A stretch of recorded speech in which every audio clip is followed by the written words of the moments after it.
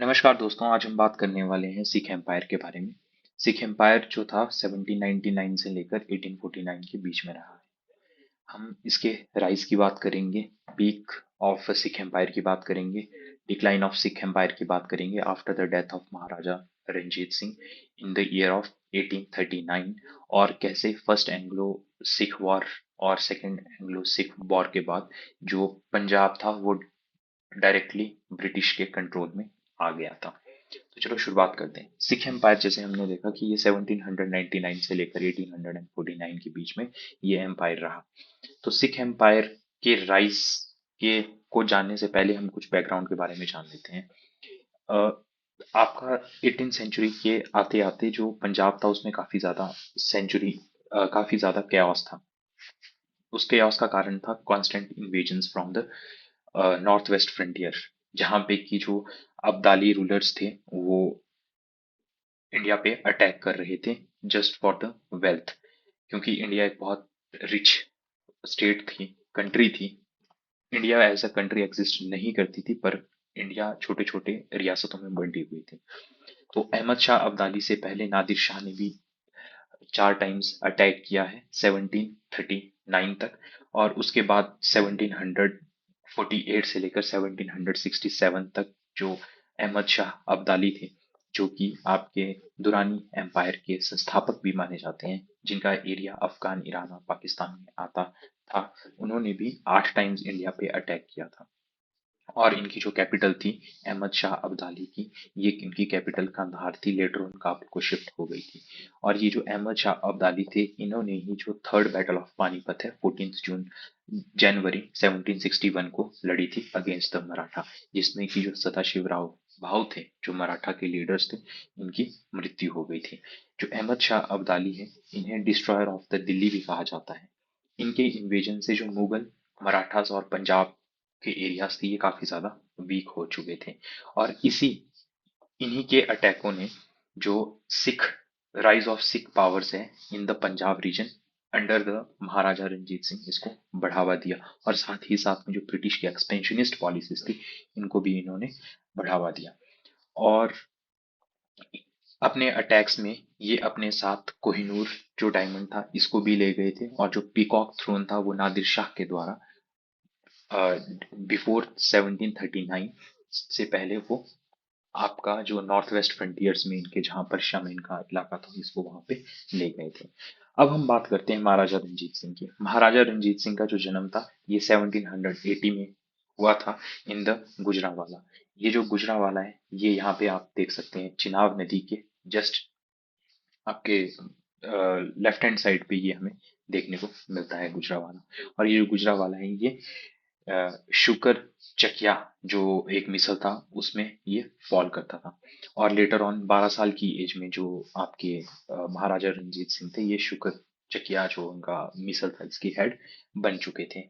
और अगर हम बात करें तो इन 12 मिसल्स को कंसोलिडेट करने के लिए महाराजा रंजीत सिंह ने काफी मशक्कत की है। अब हम बात करते हैं कि how Maharaja Ranjit Singh followed the policy of annexation और expansion। अब 1799 तक आते आते जो महाराजा रंजीत सिंह थे, इन्होंने जो लाहौर का इलाका था, इसको कब्जा कर दिया था। लाहौर उस समय पर ये जो भांगी मिसल था, इसके अंडर आता था। तो 1801 के ड्यूरेशन में इन्होंने अपने आप को महाराजा की पोस्ट से नवाजा, और साथ ही साथ में जो लाहौर था वहां पे अपनी कैपिटल एस्टेब्लिश कर दी। और जो 12 मिसल्स थे, इनको भी ये कंसोलिडेट तब तक कर चुके थे। महाराजा रंजीत सिंह काफी सेकुलर पॉलिसीज को अपनाते थे और मल्टी एथनिक एडमिनिस्ट्रेशन वो फॉलो करते थे। उन्होंने जो अपनी आर्मी थी वो भी यूरोपियन मॉडल के ऊपर ट्रेन की थी, जिसमें कि जो दो ऑफिशियल्स थे, जीन बैप्टाइस्ट वेंचुरा और जैन बैप्टाइस्ट एलॉर्ड, इन्होंने काफी हेल्प की थी महाराजा रंजीत सिंह की, ताकि उनकी जो आर्मी है वो मॉडर्नाइज हो सके इन द यूरोपियन लाइंस। अब हम बात करते हैं पीक ऑफ सिख एम्पायर। 1801 से लेकर 1839 के बीच में, जब तक राजा महाराजा रंजीत सिंह का शासन था, तब तक साउथ से जो आपके ब्रिटिशर्स थे, साउथ ऑफ सतलुज, इन्होंने कभी अटैक नहीं किया, क्योंकि उन्हें पता था कि जो महाराजा रंजीत सिंह है ये काफी ज्यादा अपने पावरफुल लीडर हैं, उनको हराना काफी मुश्किल था। इसलिए जो मिलिट्री स्ट्रेंथ मैंने आपको बताया कि दो जो वेंचुरा और एलार्ड थे, इन्होंने हेल्प की थी उनकी मिलिट्री को मॉडर्नाइज करने के लिए, तो उनके बेसिस के ऊपर जो ये आर्मी थी, खालसा आर्मी, खालसा आर्मी जो था, इसकी नींव रखी गई थी गुरु गोविंद सिंह जी के द्वारा। गुरु गोविंद सिंह जी जो सिखों के लास्ट गुरु थे, इन्होंने खालसा आर्मी की एस्टेब्लिशमेंट की थी। ठीक है। और अगर हम देखें तो 1805 में जो अमृतसर का इलाका है, वहां तक जो अपने महाराजा रंजीत सिंह है, इन्होंने ये लाहौर से अमृतसर का जो ये इलाका है, यहाँ तक इन्होंने एक्सपेंशन कर दिया था। और ये जो सतलुज रिवर थी, इसका जो ये जो सिर्फ सतलुज वाला एरिया था, ये ब्रिटिशर्स के कंट्रोल में था। और जो नॉर्थ वाला एरिया था, ये महाराजा रंजीत सिंह के कंट्रोल में था। तो अब 1801 में जब इन्होंने अमृतसर का एरिया एक्वायर किया, तो उसके बाद इन्होंने साउथवर्ड जाने की कोशिश की थी। पर 1805 में जब अमृतसर का एरिया इन्होंने कब्जा किया, तो ब्रिटिशर्स को समझ आ गया था कि यदि महाराजा रंजीत सिंह आपके साउथवर्ड एक्सपेंशन करते हैं, तो वो जो सी सतलुज वाला एरिया है वो भी उनको कंसोलिडेट कर सकते थे। पर 1809 के बीच में एक ट्रीटी हो जाती है, द ट्रीटी ऑफ अमृतसर, जिसमें ब्रिटिशर्स और महाराजा रंजीत सिंह के बीच में एक अंडरस्टैंडिंग बैठती है कि वो कभी भी जो सिस एरिया है सतलुज का, वहां पे वो अटैक नहीं करेंगे। उसके बाद जो आपके महाराजा रंजीत सिंह थे, उन्होंने वेस्टवर्ड और नॉर्थवर्ड एक्सपेंशन ही किया। उन्होंने 1818 में मुल्तान का एरिया, 1819 में कश्मीर का एरिया और 1834 में पेशावर का जो एरिया था, ये सब उन्होंने एक्वायर कर लिया था। अब हम बात करते हैं इनके एडमिनिस्ट्रेशन की। जैसा कि हमने पहले भी बात की थी कि ये एक सेकुलर रूलर थे, जिन्होंने सिख, हिंदू और मुस्लिम्स को टॉप पोजीशन के ऊपर पोस्ट पोजीशन कर रखा था। और साथ ही साथ में ये रिलीजियस हार्मनी को मानते थे, और साथ में जो ट्रेड, एग्रीकल्चर और जस्टिस है, उसको भी ये सपोर्ट करते थे। और ये काफी बड़े आर्ट एंड आर्किटेक्चर के पैट्रोनिस्ट थे, और इन्होंने ही जो गोल्डन टेम्पल है अमृतसर के अंदर, हरमंदिर साहिब, उसके ऊपर जो गोल्डन प्लेटिंग है, उसका काम करवाया था। अब हम बात करते हैं ट्रीटी ऑफ अमृतसर की 1809 के अंडर पे। तो महाराजा रंजीत सिंह एग्री हो गए थे कि वो ऑफ सतलुज रिवर को साउथ ऑफ सतलुज रिवर नहीं जाएंगे। और जो ब्रिटिशर्स थे, उन्होंने कहा था कि वो भी जो महाराजा रंजीत सिंह है, उनकी जो एडमिनिस्ट्रेशन है, उसमें वो दखल अंदाजी नहीं करेंगे, और वो पीस मेंटेन करके रखेंगे, ठीक है, आपस में। तो जो महाराजा रंजीत सिंह थे, ये काफी कॉशियस पॉलिसी को अपनाते थे अगेंस्ट द ब्रिटिश, क्योंकि उन्हें पता था, क्योंकि अगर वो यूरोपियंस के साथ जो आपके उलझेंगे, तो उनका नुकसान होने का चांसेस ज्यादा है। अब हम बात करते हैं डिक्लाइन ऑफ सिखा एम्पायर की। अब 1839 के ड्यूरेशन में जो महाराजा रंजीत सिंह थे, उनकी मृत्यु हो जाती है। अब जो पावर स्ट्रगल है among the nobles, son and generals, वो शुरू हो जाता है। उसके बाद तीन रूलर्स उनके आते हैं, उनके बेटे जो हैं। उस first one is Kharak Singh, second one is Naunihal Singh and third one is Sher Singh. इन तीनों के बीच में पावर स्ट्रगल चला, और इन तीनों, ये तीनों ही जो थे वो इनकम्पिटेंट रूलर्स थे। अब जो उनके साम्राज्य में फैक्शनलिज्म, करप्शन और इंटरनल बिट्रेयल भी बहुत ज्यादा बढ़ चुका था। और इन सब के कारण जो महारानी जिंद कौर थी, उन्होंने अपने सबसे छोटे बेटे, जिनका नाम था दिलीप सिंह, जो सबसे यंगेस्ट थे, ये हैं दिलीप सिंह, और ये है महारानी जिंद कौर। महारानी जिंद कौर दिलीप सिंह के बेसिस के ऊपर जो एडमिनिस्ट्रेशन है वो संभाल रही थी, केयर टेकर थी वो बेसिकली। ये रहा लाहौर फैमिली का फैमिली ट्री, जिसमें कि जो ये शुक्र चकिया मिसल है, इसकी एस्टेब्लिशमेंट चरहत सिंह ने की थी। इसके बाद महा सिंह आए, जो कि महाराजा रंजीत सिंह के पिताजी थे। और साथ ही साथ में सबसे पहले खड़क सिंह, शेर सिंह एंड देन दिलीप सिंह, ये इन्होंने गद्दी के लिए अपनी दावेदारी पेश की थी। जो नौनिहाल सिंह थे ये खड़क सिंह के बेटे थे। यदि हम लोग देखें तो जो मिस्र थे ये जनरली सोवेरियन स्टेट्स थे सिख कॉन्फिडरेंसी में, ठीक है, जिनकी जो राइज है वो 18 सेंचुरी के ड्यूरेशन में हुआ था पंजाब रीजन के अंदर। और ये कंसोलिडेट कब हुए, जब जो मुगल रूलर था, वो मुगल का जो रूल था वो इंडिया में खत्म हुआ और महाराजा रंजीत सिंह द्वारा इनको कंसोलिडेट किया गया। ठीक है, अब हम बात करते हैं फर्स्ट एंग्लो सिख वॉर की। बेसिकली सिख वॉर्स की बात करते हैं तो फर्स्ट एंग्लो सिख वॉर हमें उसमें चार मेजर बैटल्स देखने को मिलती है। चार मेजर बैटल में भी जो सबसे पहली बैटल है that is battle of Mudki, ये 18 दिसंबर 1845 को लड़ी गई। And then second one is the battle of Firoz Shah, ये भी दिसंबर के ड्यूरेशन में लड़ी गई थी 1845 में। और बडोवाल, ये बैटल 46 में लड़ी गई 21 जनवरी को। एंड देन अलीवाल, जिसको कि 28 जनवरी 1846 में लड़ा गया। इस फर्स्ट एंग्लो सिख वॉर में सबसे जो मेजर डिसाइसिव बैटल थी that is the battle of Sobraon, जो कि 10 फरवरी 1846 को लड़ी गई थी। अब इसमें जो बेसिकली जो ब्रिटिश कमांडर थे, जो कि ब्रिटिश फोर्सेस को लीड कर रहे थे, उनका नाम था सर ह्यू गॉर्ज। एंड जो सिख रूलर थे उनका नाम था दिलीप सिंह, जो हमने अभी देखा। ये माइनर्स थे जिनके बिहाफ में जो महारानी जिंद कौर थी, जिंद कौर, वो रूल कर रही थी। और जो ब्रिटिश गवर्नर थे इंडिया के that is Lord Hardinge. Lord Hardinge वही है जिन्होंने सोशल रिफॉर्म भी लाए हैं, जिसमें कि जो एबोलिशन ऑफ फीमेल इन्फेंटिसाइड्स और ह्यूमन सेक्रीफाइस है, इसको रोकने में लॉर्ड हार्डिंग का बहुत बड़ा रोल है। और सिखों की तरफ से जो मेन लीडर थे वो लाल सिंह एंड तेज सिंह थे।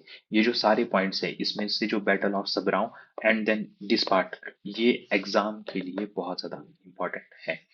ठीक है, अब बात करते हैं जब ये बैटल खत्म हुई, जब ये बैटल ऑफ सबराव लड़ी गई 10 फरवरी 1846 को, तब ट्रीटी ऑफ लाहौर साइन की जाती है 9 मार्च ऑफ 1846 को। अब हुआ क्या कि सिक्स जो थे वो हार चुके थे इस ड्यूरेशन में। अब जो पंजाब की जो टेरिटरी थी साउथ ऑफ सतलुज, वो ब्रिटिशर्स को सीट सीट कर दी गई थी। यदि आप देखें तो इनके पास कुछ एक टेरिटरी थी यहाँ पे। ये जो एरिया था सतलुज का, सतलुज से डाउन साइड वाला एरिया, ये सारा का सारा जो था ये ब्रिटिश जो ईस्ट इंडिया कंपनी थी इसके पास ये आ गया था। ठीक है, south of cis region of Sutlej. ठीक है, अब साथ ही साथ में जो जलंधर दोआब था वो भी ब्रिटिशर्स ने एनेक्स कर लिया था। और सिख आर्मी में रिडक्शन की बात कही गई। और साथ ही साथ में जो ब्रिटिश एक ऑफिशियल्स था उसको लाहौर में स्टेशन कर दिया गया। और जो सिख एम्पायर था उसको वॉर इंडेमनिटी पे करनी थी ब्रिटिशर्स को, जो कि ब्रिटिशर्स का खर्चा हुआ था during the first Anglo Sikh war की ड्यूरेशन। अब जो सेकंड एंग्लो सिख वॉर हुई तो अब ये जो ब्रिटिश रेजिडेंट थे ये तो लाहौर और बाकी जगहों के ऊपर प्लेस थे। अब हुआ क्या कि जो मुल्तान के गवर्नर थे दीवान मूलराज, इन्होंने रिवोल्ट कर दिया। इनका रिवोल्ट करने का कारण ये था कि जो ब्रिटिशर्स थे उन्होंने कहा कि मूलराज को अपनी जो गद्दी है, गवर्नर की जो गद्दी है, इससे स्टेप डाउन कर देना चाहिए। जिसके जिसके कारण उनमें डिसकंटेंट बहुत हुआ। और उन्होंने जो दो ब्रिटिश ऑफिशियल थे, British officials Agnew and Anderson, इन दोनों को मार दिया। जिसकी वजह से जो ब्रिटिशर था उनमें भी गुस्सा आ गया। और साथ ही साथ में और पूरे के पूरे पंजाब में एक एंटी ब्रिटिश अपराइजिंग शुरू हो गई। अब इसमें भी हमें कुछ तीन बैटल्स देखने को मिलती है। First battle is the battle of Ramnagar, ये 22 नवंबर 1848 को लड़ी गई थी। बैटल ऑफ जलियांवाला, ये 1849 को लड़ी गई थी। And the battle of Gujarat 21 फरवरी 1849 के 49 के ड्यूरेशन में लड़ी गई थी। और सेकंड एंग्लो सिख वॉर के ड्यूरेशन में ये जो थर्ड बैटल है बैटल ऑफ गुजरात, यही सबसे डिसाइसिव बैटल मानी जाती है। तो इसलिए इसमें ये बैटल और ये सब जो नाम है इनको आपको देखना पड़ेगा। तो जो सबसे सिख रूलर थे वो तो दिलीप सिंह ही थे जो कि माइनर थे। और जो ब्रिटिश कमांडर थे वो भी सर ह्यू गॉर्ज थे। एंड देन जो ब्रिटिश गवर्नर जनरल थे इस ड्यूरेशन में वो लॉर्ड डलहौजी थे। लॉर्ड डलहौजी फेमस है for its doctrine of lapse and the annexation of Satara in 1848, Jeetpur and Sambarpur in 1849, Udaipur in 1852, Jhansi in 1853 and Nagpur in 1854 and Awadh in 1856. Awadh को 1856 सबसे last में जो था एनेक्स किया गया था और झांसी को डॉक्ट्रिन ऑफ लैप्स के द्वारा एनेक्स किया गया था, जिसके डिसकंटेंट में 1857 के ड्यूरेशन में जो क्रांति थी उसमें जो हमारे रानी झांसी की रानी जो थी उन्होंने लीड किया था फ्रॉम झांसी। ठीक है। और साथ ही साथ में ये जो आपके लॉर्ड डलहौजी है, ये इनके ड्यूरेशन में ही जो विडो रीमैरिज एक्ट था 1857 1856 का वो भी पास हुआ था और साथ ही साथ में टेलीग्राफ और पोस्टल एक्ट्स भी यहीं पे पास हुए थे। और जो हमारा वुड्स एजुकेशन डिस्पैच था 1854 में, जो कि एंग्लो वर्कुलर वर्निकुलर जो स्कूल्स थे और कॉलेजेस थे उसमें जो मीडियम ऑफ लैंग्वेज था, मीडियम ऑफ एजुकेशन था, उसको एंग्लो एजुकेशन की बात इसमें कही गई थी। और इन्हीं के ड्यूरेशन में जो रेलवे मिनट था 1853 का, जिसके अंडर बॉम्बे से थाने के बीच में जो आपका रेलवेज लाइन चली थी पहले, इन्हीं के ड्यूरेशन में वो हुआ था। तो ये सब चीजें आपको याद रखनी है इनके साथ। अब सेकेंड एंग्लो ब्रिटिश वॉर के ड्यूरेशन में, एंग्लो सिख वॉर के बीच में जो इसका रिजल्ट रहा, उसमें सिक्स जो फोर्सेस थे उनकी पूरी तरह से डिफीट हो गई और मार्च 1849 में जो आपका अवध के बाद इसको अवध के बाद नहीं, इनको आपका जीतपुर और संबलपुर के साथ इसको एनेक्स किया गया था। और साथ ही साथ में जो महाराजा दिलीप सिंह था इनको डिथ्रोन किया गया और जो इनको एग्जाइल भेजा गया टू इंग्लैंड। और इसी के साथ जो इस सिग्निफिकेंस क्या था इस बैटल का, सिग्निफिकेंस ये था कि ये एक फाइनल स्टेजेस थी ब्रिटिश एक्सपेंशन की बिफोर द 1857 रिवोल्ट, जिसका ये जितने भी कारण थे इसका जो डिसकंटेंट था वो 1857 में निकला in the first war of independence, जिसको कि वीडी सावरकर जी ने कहा है first war of independence. And ये जब आपकी सेकंड एंग्लो सिख वॉर हुई तो उसके बाद जब ये खत्म हुई और पंजाब की एनेक्सेशन की गई, तो सर जॉन लॉरेंस जो थे उनको फर्स्ट चीफ कमिश्नर बनाया गया पंजाब का। ओके। तो हमने अभी तक बात की कि राइज ऑफ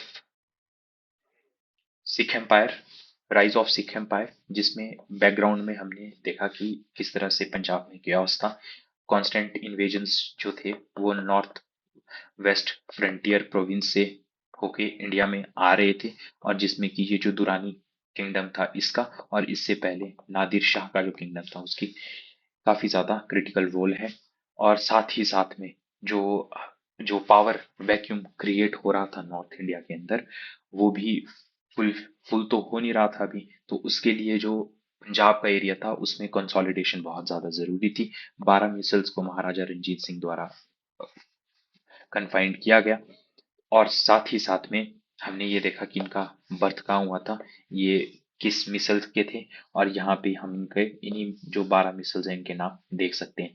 यहाँ पे देखने वाली बात ये है कि जो जय सिंह कन्हैया है और जस्सा सिंह रामगढ़िया है, ये सारे के सारे जो इम्पोर्टेंट नाम है ये हमें तब देखने को मिलते हैं जब हम संसार चंद की रेन को देखते हैं हिमाचल के अंदर। ठीक है।